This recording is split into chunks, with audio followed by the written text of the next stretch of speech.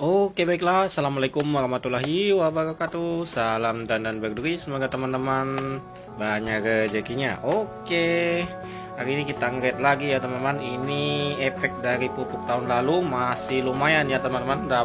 Satu kapling masih lumayan buahnya teman-teman, besar-besar ya, walaupun banyak buah-buah pucuk ya. Ini kalau jenis yang ini bibitnya memang mantap ya teman-teman, karena buahnya gede-gede. Walaupun bibit ini tidak termasuk bibit unggul ya, namun bibit unggul tidak termasuk bibit unggul, tapi buahnya oke-oke teman-teman, karena jenis buahnya yang besar-besar. Karena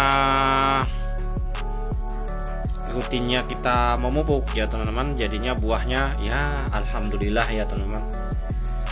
Pupuk dan perawatan dan rajinnya kita pruning setiap tahunnya sekali ya teman-teman. Itu berdasarkan pengalaman saya ya teman-teman. Pruning sekali, pemupukan sekali ya. Terserah teman-teman dengan sistem apa ya, sistem pemupukan atau perawatannya ya. Tetapi untuk perawatan sendiri saya seperti itu ya teman-teman. Nah ini untuk gilirannya setelah selesai kita nyemprot, langsung nanti kita akan memupuk ya teman-teman. Nah memupuk itu gilirannya. Setelah memupuk, habis nyemprot memupuk, setelah habis nyemprot pruning, habis itu pemupukan ya teman-teman. Itu jangan lupa memang ya teman-teman, asli jangan lupa ya teman-teman, sebelum melakukan pemupukan usahakan ya lakukan pruning terlebih dahulu dan penyemprotan ya teman-teman. Nah biar nanti, karena efek yang sangat bagus untuk pupuk tersebut adalah 3 bulan dan 3 bulan ya, 3 bulan. Makanya kadang orang tuh melakukan pemupukan itu 3 kali setahun ya, biar per 3 bulan sekali pada melakukan pemupukan. Namun saya di sini melakukan sekali saja 1 tahun, tetapi 5 kg per pohonnya. Sebenarnya hitungannya sama aja kalau per 2 kg per pohonnya ya teman-teman. Kalau kita lakukan per 1 tahun. Mengapa di sini saya melakukan pemupukan sekali setahun ya teman, karena saya terbentur dengan modalnya yang utama ya teman-teman, modal pembelian pupuk, karena pupuk ini tambah naik dan mahal ya teman-teman. Yang subsidi aja sudah 300.000 per saknya ya teman, dan stoknya juga terbatas. Yang dulu harganya 135 sekarang jadi 300 ya teman-teman. Kalau yang kita pakai non subsidi, harga terendah adalah 450.000 ya per saknya, atau per 50 kg. Makanya saya lakukan pemupukan sekali saja dalam 1 tahun, karena memang keterbatasan stok ya teman-teman. Stok pupuk banyak di toko-toko pertanian, namun harganya tidak terjangkau dengan harga sawit yang seperti saat ini ya teman-teman. Harga sawit hanya tembus 2.300 ya. 2.300 ini adalah bersihnya sampai ke petani adalah 1.900 saja ya teman-teman. Hitung saja pemotongan, kalau punya mobil sendiri ya pasti otomatis dipotong juga ya teman, untuk perawatan mobil, pemupukan. Nah itu yang pasti dapatnya sedikit ya teman-teman. Nah itu makanya kita melakukan pemupukan sekali setahun, pruning sekali setahun, penyemprotan sekali setahun, dengan hitungan yang pas ya teman-teman. Ya terserah teman-teman, di sini saya cuma berbagi pengalaman aja. Mungkin pengalaman saya ini bisa diikuti teman-teman ya, silahkan. Tapi sistem perawatan saya seperti itu. Teman-teman bisa lihat sendiri di video-video saya sebelum-belumnya. Pada saat panen puncak hasilnya lumayan. Nah ini tidak panen puncak ya teman, karena hari itu sudah buah banyak. Wajar aja kalau ini sudah buah sedikit. Namun di sini kita lihat aja teman-teman, untuk 1 kapling aja masih kita bisa memenuhi beberapa kali red-redan ya, berapa pick up, 1 pick up ini full ya. Nah itu buktinya, saya membuktikan, tidak sekedar ngomong saja. Nah ini teman-teman lihat, ini sudah nyusun, ini segini, ini sudah dapat 1 ton lebih, 1,5 ton lebih ya, hampir 17 ya, karena memang buahnya besar-besar ya teman-teman.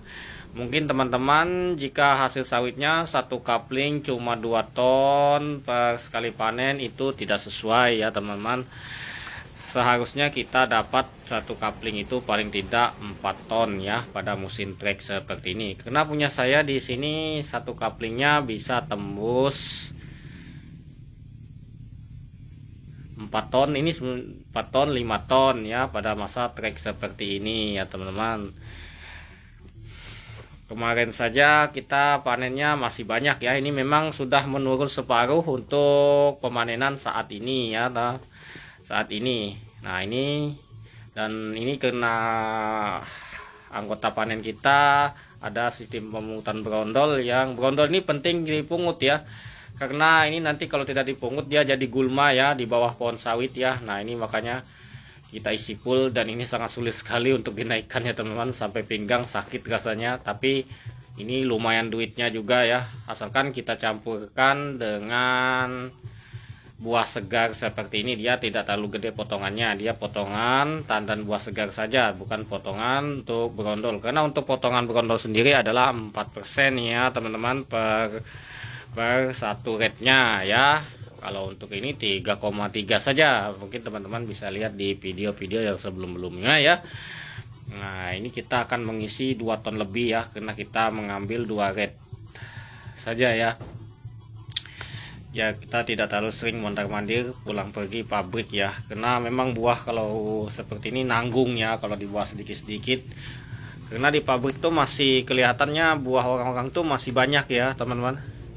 Kalau saya lihat, karena tidak ada masih ngantri, kecuali kalau pagi. Kalau sore itu lumayan ngantri juga ya, tapi semuanya tembus dan pulang sore ya, nggak sempat menginap mobilnya. Nah, ini untuk sistem susunan sendiri buah saya lakukan penyusunan seperti ini ya teman-teman.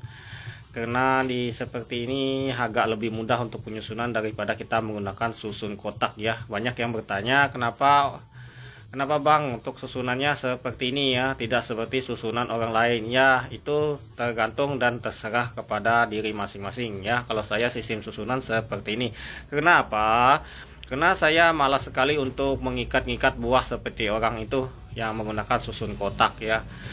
Saya nggak malas, nanti pas mau bongkarnya repot lagi kita melepaskan tali ikatan kita yang karena untuk jaraknya sendiri sawit ini dari kebun ke pabrik adalah cuma 2 km ya, tidak terlalu jauh. Mungkin kalau jauh juga saya ikat, takutnya terhambur, apalagi kita lewat jalan raya, karena membahayakan pengendara lain. Karena kita ini lewat jalan kebun sawit, jadinya ya tidak diikat. Kalau soal terhambur tidak akan membahayakan orang lain, karena memang yang lewat cuma kita saja.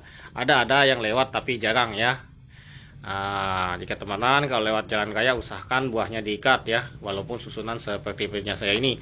Memang susunan yang seperti punya saya ini memang untuk buah-buah besar atau buah kecil ini tidak akan mudah runtuh ya, namun kita waspadai, siapa tahu saja, namanya juga ya, kita tahu nasib ya. Nah, ini untuk susunan terakhir ya teman-teman. Susunan terakhir ini biasanya kita kunci semua untuk buah-buahnya agar tidak terbongkar pada saat jalan miring atau jalan bergelombang ya. Ini kita susun rapi. Nah, ini bisa teman-teman lihat untuk kualitas buahnya sendiri seperti ini ya teman-teman. Hasil pemupukan menggunakan ini kita menggunakan kemarin kita tidak menggunakan urea, karena tahun kemarin kita tidak dapat urea, kita cuma dapat Ponska ya. Untuk tahun kemarin harga Ponska masih murah ya, 135 per saknya atau per 50 kg. Namun Oke, baiklah teman-teman, ini sisa sedikit ya, ini ret-retan kedua ya. Ini di siang hari jam 12 siang ya. Ini jam istirahat ya teman-teman. Oke, kita akan lanjut ke pabrik ya. Ini berapa nanti timbangannya, buah besar-besar seperti ini ya teman-teman. Oke, di depan saya ada gotang langsir ya, buah lagi sedikit ya, lagi trek emang ini. Ini habis di pruning, tapi masih besar-besar ya teman-teman. Oke, kita lanjut. Oke ya teman-teman, kalau kita menuju ke pabrik untuk rintangan kita untuk jalan bergelombang dan sulit seperti ini ya teman. Ini jalan ini rusak karena diinjak mobil truk ya teman-teman. Kalau pick up seperti punya saya ini tidak rusak seperti ini. Sementara yang punya kebun luas tidak mau beli sertu atau batu ya buat pengerasan jalan. Oke, kita lanjut ke pabrik ya.